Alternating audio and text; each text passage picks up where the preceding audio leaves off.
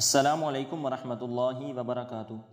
حضرت سیدنا ابو ہریرہ رضی اللہ تعالیٰ عنہ بیان کرتے ہیں کہ حضور نبی اکرم صلی اللہ علیہ وسلم نے ارشاد فرمایا، جس شخص نے کسی مومن سے دنیا کی کوئی تکلیف دور کی تو اللہ تعالیٰ اس سے قیامت کے دن کی کوئی تکلیف دور فرما دے گا۔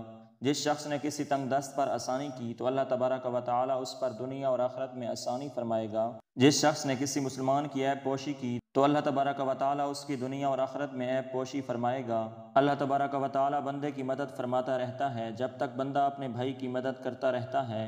اور جس شخص نے طلب علم کے لیے کوئی سفر کیا تو اللہ تبارک و تعالیٰ اس کی وجہ سے اس کے لیے راہ جنت آسان فرما دیتا ہے۔ اور جب کچھ لوگ اللہ تبارک و تعالیٰ کے سوا کسی گھر میں اکٹھے ہو کر اللہ تبارک و تعالیٰ کی کتاب کی تلاوت کرتے ہیں اور آپس میں پڑھتے پڑھاتے ہیں تو ان پر سکینت نازل ہوتی ہے، رحمت انہیں ڈھانپ لیتی ہے، فرشتے انہیں گھیر لیتے ہیں اور اللہ تبارک و تعالیٰ اپنے پاس فرشتوں میں ان کا تذکرہ فرماتا ہے۔ اور جس کے عمل نے اسے پیچھے کر دیا تو اس کا نسب اسے آگے نہیں بڑھا سکے گا۔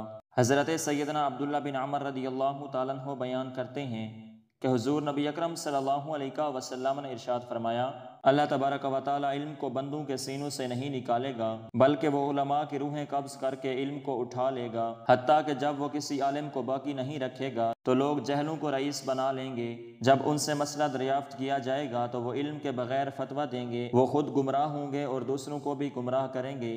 حضرت سیدنا ابو ہریرہ رضی اللہ تعالیٰ عنہ بیان کرتے ہیں کہ حضور نبی اکرم صلی اللہ علیہ وسلم نے ارشاد فرمایا، جب انسان فوت ہو جاتا ہے تو اس کے اعمال کا سلسلہ ختم ہو جاتا ہے سوائے 3 عمل کے، وہ ختم نہیں ہوتے۔ نمبر 1 صدقہ جاریہ، نمبر 2 ایسا علم جس سے فائدہ اٹھایا جائے، نمبر 3 نیک اولاد جو اس کے لیے مغفرت کی دعا کرے۔